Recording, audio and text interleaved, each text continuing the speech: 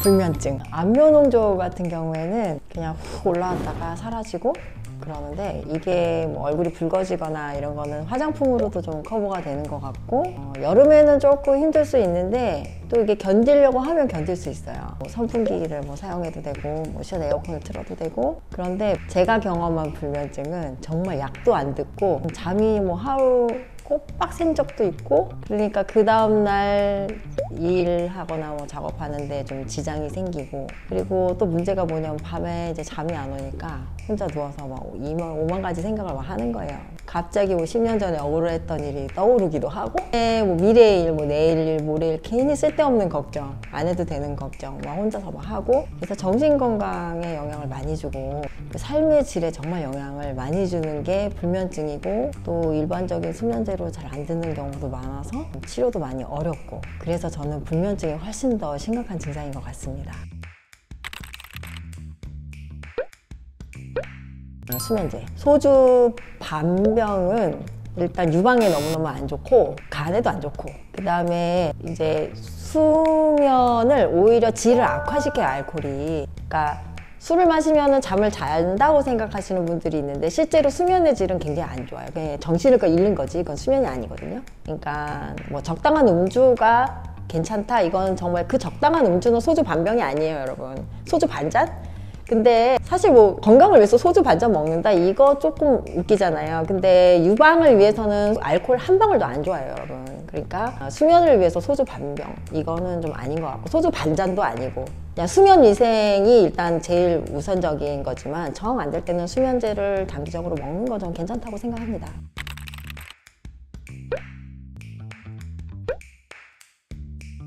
와, 이거 정말 선택하기 어렵다. 유난 떨지 마. 두 가지 다 갱년기를 겪어보지 못한 사람이 할 수 있는 말인데, 후자는 갱년기를 겪고 있는 사람이 스스로 할 수 있는 생각이기도 해요. 그게 옳다는 건 아니고. 근데 유난 떨지 마, 이거는 조금 갱년기 고통을 겪어보지 못한 사람이 하는 말이기 때문에, 그 같은 갱년기라도 다 다르거든요.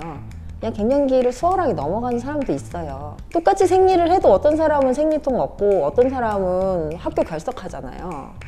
그런 것처럼 갱년기도 그냥 나 뭐 갱년기였나 이런 사람도 있고, 갱년기 때문에 거의 뭐 가정이 파탄 지경에 이를 정도로 정말 힘들게 넘어가시는 분들도 있는데, 그 고통은 경험해보지 않은 사람 모르거든요. 근데 유난 떨지 마, 그거 유난 아니거든요. 저가 직접 겪어보니까 더 확신하게 됐어요. 절대 유난이 아니거든요. 그러니까 그 말이 조금 더 상처를 줄 수 있을 것 같네요. 근데 갱년기야 끝인가, 이 생각은 스스로도 할 수 있는 생각이죠. 근데 절대 그렇지 않습니다. 그냥 인생의 제2막의 시작이라고 생각하시면 될 것 같아요.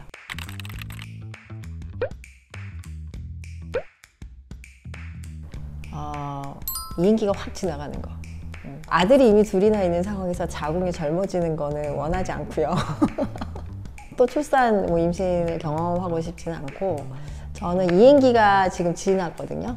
지난 이 상황이 너무 행복하고 안정적이고 좋아요. 근데 이행기 때 참 많이 힘들었었어요. 한 3, 4년 정도? 그래서 그 시기를 건너뛸 수 있다면 참 좋을 것 같아요. 이행기 동안에 참 인생 공부를 제가 많이 했던 것 같습니다. 의사로서 많이 겸허해지는 시기이기도 했었고, 내가 지금까지 진료했던 환자들의 심정이 바로 이것이었구나 라는 것도 많이 느꼈고, 그런 의미는 있는데, 개인적으로 그 기간을 꼭 경험해야 된다고 생각하지는 않아요. 그래서 이행기를 쉽게 넘어가시는 분들은 정말 내가 운이 좋다, 이렇게 생각하시면 될 것 같습니다. 호르몬 치료. 호르몬 치료가 낫고, 호르몬 치료를 할 수 없는 경우에 비호르몬 치료를 선택하는 거라고 저는 생각을 해요. 이거는 이제 개인의 다 생각이 다르겠죠. 근데 이제 제 생각은 그런데요. 그러니까 제가 갱년기 클리닉을 하고 있겠죠. 대표적인 증상으로 이제 안면홍조 증상이 있는데요. 그 안면홍조 증상에 일단 제일 효과가 좋은 거는 호르몬 치료예요. 그거는 모든 논문이 다 그렇게 얘기를 하고 있어요. 그거는 기정사실이고, 안면홍조에 호르몬 치료하면 좋아진다. 근데 호르몬 치료를 못 하시는 분들, 예를 들어서 유방암, 자궁암 환자 이런 분들 못 하잖아요. 그 다음에 뭐 뇌졸중이 있거나 협심증이 있거나 이렇게 혈관 건강이 안 좋으신 분들도 호르몬 치료를 할 수가 없어요. 그런 분들은 안 되니까 대안으로 할 수 있는 게 비호르몬 치료인데, 비호르몬 치료는 정말 너무 다양하잖아요. 뭐 음식도 있고 운동도 있고 뭐 명상도 있고 그 다음에 약도 있죠. 호르몬이 아닌 약. 그렇게 여러 가지가 있는데 그 어떤 것도 호르몬 치료만큼의 효과를 보이는 거는 사실은 없고요. 이것들도 다 효과가 다 가지각색이에요. 그리고 여러분들이 많이 드시는 식물성 호르몬들 중에서 정말 확실하게 효과가 있다 이렇게 입증된 것들은 사실은 아직까지는 없습니다. 그래서 그냥 자기 경험에 맞춰서 해보고 나에게 맞는다, 나에게 효과 좋다 이런 거를 선택하시면 돼요. 근데 저한테 선택을 하라고 한다면은 저는 일단 호르몬 치료를 선택을 할 것이고, 만약에 저에게 뭐 그런 호르몬을 먹어서는 안 되는 그런 질병이 발생한다 그랬을 경우에 이제 어쩔 수 없이 비호르몬 치료를 선택할 것 같습니다. 에스트레바겔. 이거 좀 제약회사에서 문제 삼지 않을까? 사실 디비겔하고 에스트레바겔은 그냥 똑같은 성분이에요. 똑같은 성분. 써보시면 알겠지만 그 발림성도 거의 비슷해요. 텍스처도 비슷하고 냄새도 비슷해요. 똑같이 생겼어요. 그냥 짜놓고 보면은 전혀 구분이 안 돼요. 제가 왜 에스트레바겔을 선호하냐면은 저는 조금 더 저용량으로 가고 싶어서 디비겔 반 개가 에스트레바겔 한 번 펌프 했을 때 용량이에요. 그러니까 2번 펌프하면 디비겔 한 포. 그래서 내가 이제 저용량으로 쓰고 싶다면 디비겔은 반 포씩 써야 돼서 불편해요. 그러니까 저는 지금 한 펌프를 쓰고 있거든요. 에스트레바겔이 편하고. 근데 반면 이제 여행을 가야 된다, 들고 다니다가 이제 한 번씩 바른다 이런 경우에는 디비겔이 편하죠. 디비겔은 이렇게 한 포씩 포장돼 있으니까 지갑 속에 넣어 갖고 다니면서 바를 수 있고, 내가 뭐 어디 3박 4일 여행 간다 그러면은 4개 딱 가지고 가면은 까먹을 일이 없으니까. 그래서 디비겔을 더 선호하시는 분들도 계세요. 저희 환자분 중에는. 제가 그 반포씩 쓰시는 분들 중에 그냥 반포씩 나눠 쓰시기 힘드니까 뭐 에스트레바겔 쓰실래요? 하면은 저는 그냥 들고 다니기가 편해서 디비겔 쓸래요 이러신 분들이 있거든요. 개인 취향인데요. 네, 저는 에스트레바겔.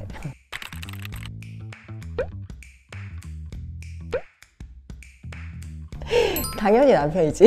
왜냐면 아들은 어쨌든 아들이잖아요. 그리고 그 사춘기도 사실 호르몬의 변화가 급격한 시기죠. 그리고 걔는 좀 더 미숙하고 어리고 그러니까 좀 봐줘야 되지 않을까. 근데 이제 남편 같은 경우는 남성 갱년기는 여성처럼 똑같이 35세 이후부터 시작되긴 하는데 이게 서서히 진행되거든요. 남성 갱년기는. 그러니까 좀 적응 기간이 좀 있죠, 여자들보다는. 그러니까 여자들이 힘든 거는 뭐냐면은 이게 서서히 변하면 받아들이기가 쉬워요. 우리가 20대 얼굴, 30대 얼굴, 40대 얼굴 다 틀리지만 그냥 내가 항상 거울을 봤을 때는 내 얼굴로 받아들이잖아요. 그건 왜냐면은 노화가 서서히 진행되기 때문에 내 얼굴에 점점 더 익숙해지니까 그 변화가 쉽게 인식이 안 되는 건데, 갱년기, 여성 갱년기가 힘든 게 뭐냐면은 갑자기 절벽이 있어요. 갑자기 호르몬이 뚝 떨어지면서 모든 게 막 바뀌면서 이게 급격한 변화가 있기 때문에 힘든 거거든요. 그러니까 이런 급격한 변화를 겪는 시기에 서서히 변화를 겪는 사람이 나도 아파 이런다면은 조금 그거는 아니지 않나. 뭐 남성 갱년기도 갱년기 나름의 애로가 있겠죠. 근데 굳이 사춘기 대 남성 갱년기를 비교한다면 사춘기가 더 좀 힘들고 내가 좀 더 보듬어 줘야 되지 않을까 이런 생각이 듭니다.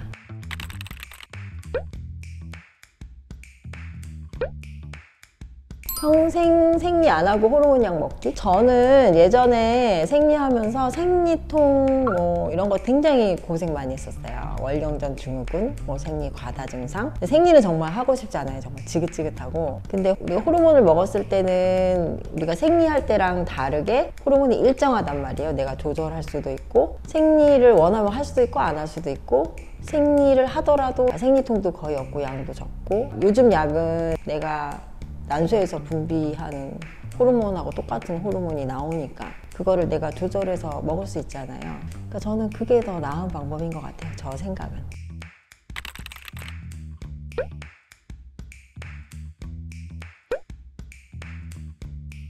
후자겠죠. 1kg 빼는 게 쉽지가 않습니다. 1kg를 뺀다는 거는 정말 피눈물 나는 노력의 결과예요. 특히 나이가 들면은 살 빼기가 진짜 힘들어요.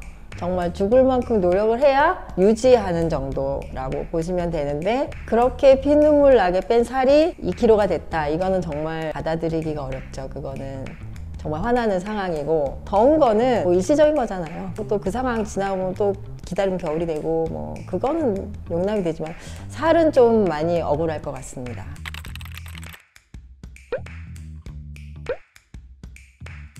40대 중반의 조기 폐경.